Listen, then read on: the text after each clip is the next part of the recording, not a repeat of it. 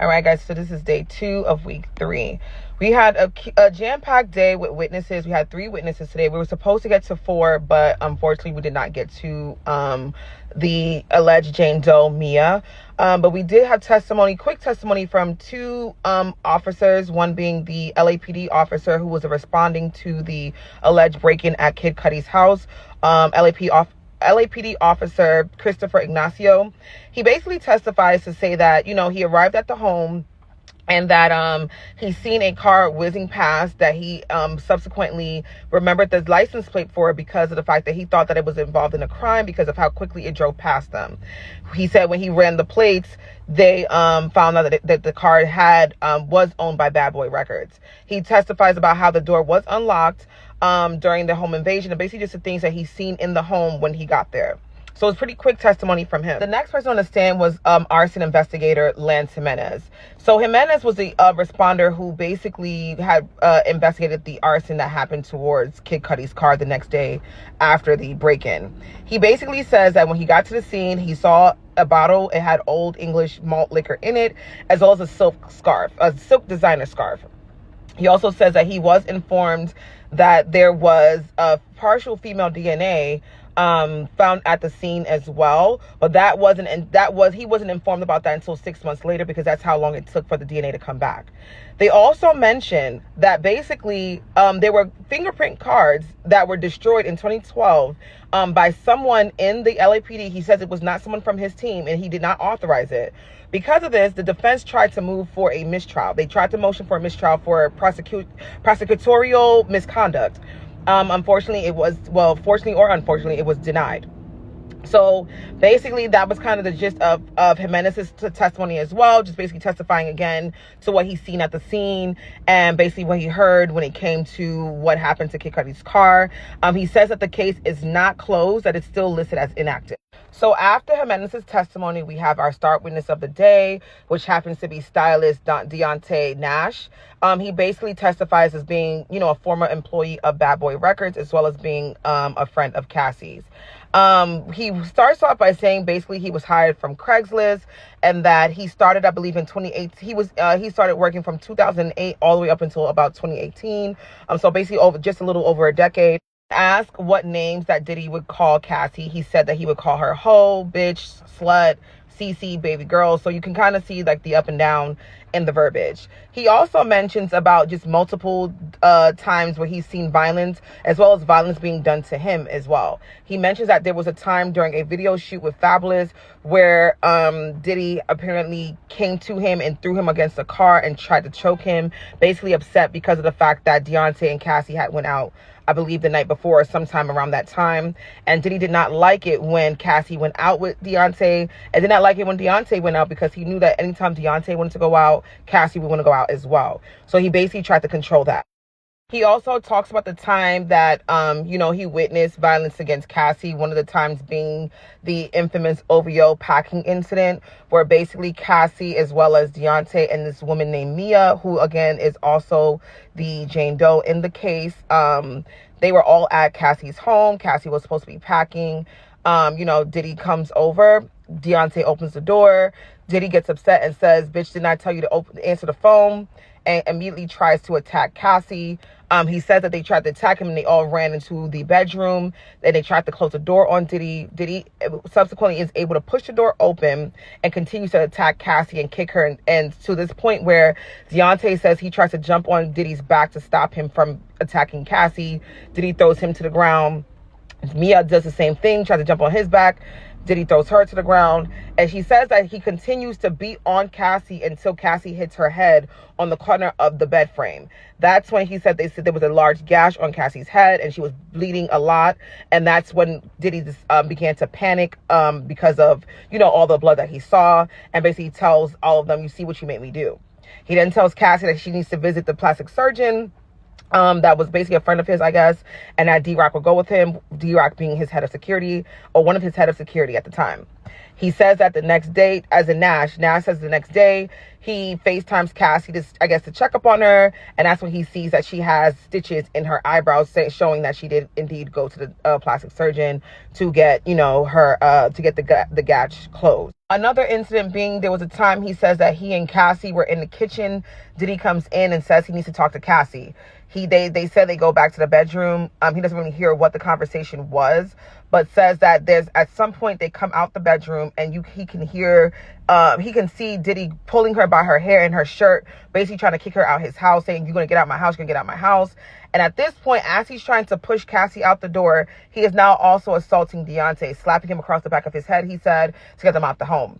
He then tells Deontay to wait for him and Cassie to come down, and that he needed to leave. So Deontay goes to get his car. When he goes to get his car, someone from Diddy's staff or security team basically tells him, like, you need to wait until Diddy comes down, and he basically blocks Deontay in. Finally, Cassie comes downstairs. They drive off. That's when Diddy calls Cassie and tells them to pull over. They pull over. Diddy comes to the window and basically tells Cassie, like, I'm going to release your sex tapes. I'm going to release 2 of them. I'm going to send them to your parents, to their workplace. I'm going to embarrass you, things like that. So, you know, they finally drive off again, and Deontay tells Cassie, like, listen, like, why are you so afraid? If Diddy's on these tapes too, just let him release them.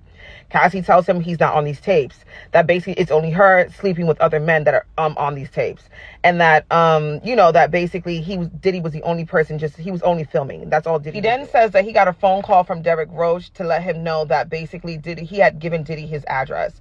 So he drives Cassie to Sunset Boulevard so she can catch a yellow taxi, and while he went back home to see what was going on. When he gets home, he says that Diddy and Roach were there looking for Cassie. He said he didn't know which Cassie was. So Diddy then takes Deontay's keys and his phone. So basically, Cassie in this moment calls Deontay, but the phone ID says the La Montrose, which is a hotel that's in LA. And so that's how Diddy was able to find out that Cassie was at the Montrose. So basically, they tell Deontay that he needs to follow them to come to the hotel so they can get Cassie. So they get to the hotel. They said, go upstairs and go get Cassie down. Deontay said, well, you need to give me back my phone, because if not, she's going to think this is weird. So basically, he's met there with D-Rock as well as another woman by the name of Tony Baez Fletcher. They go upstairs and basically tell Cassie, like, listen, you need to come downstairs, and he's here for you. She says she's afraid. She does not want to come. She actually jumped up when they came to the door.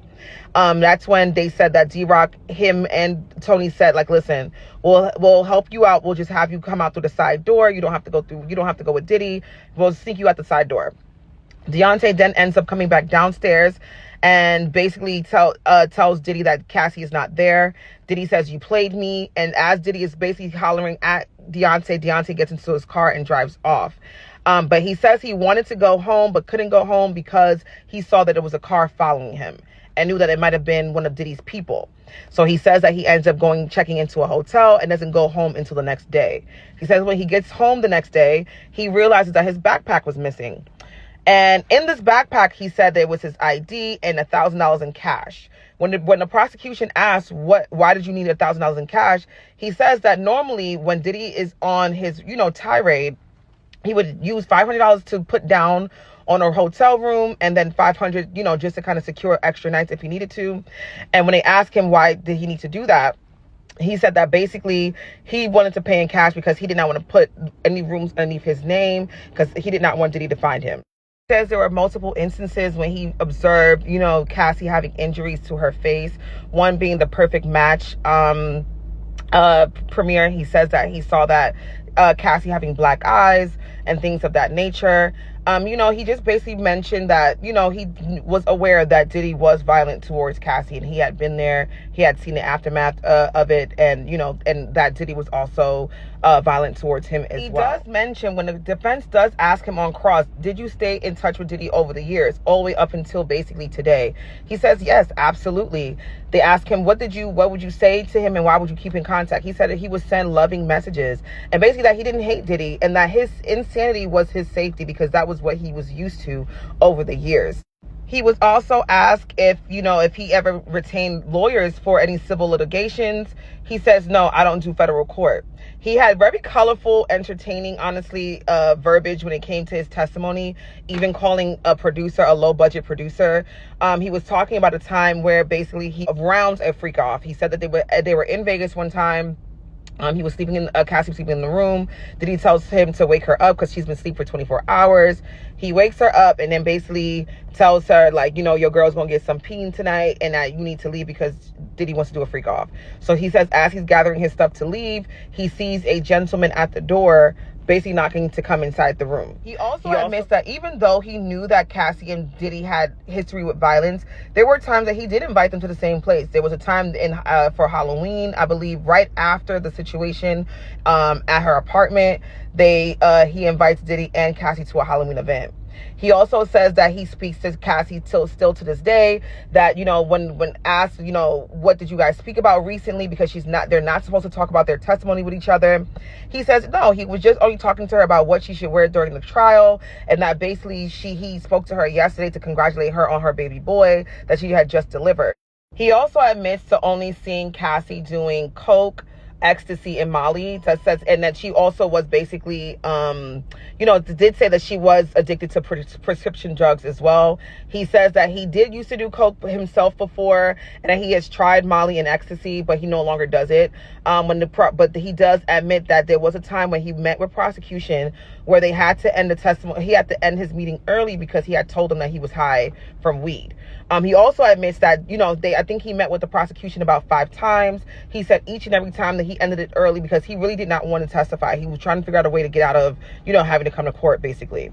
He also admits that he did participate in some criminal activity with Diddy. They didn't really get into what it was, but he does admit that, yes, he has had some dealings when it comes to criminal activity with Diddy. So basically, we kind of left off there. He does have testimony he's returning to tomorrow morning. And then after that, we may get testimony from Mia. We don't know who this Mia person is. She's apparently an alleged, former assistant who has been around and may have been assaulted as well from Diddy. So once we get that more information, you know where to find it first.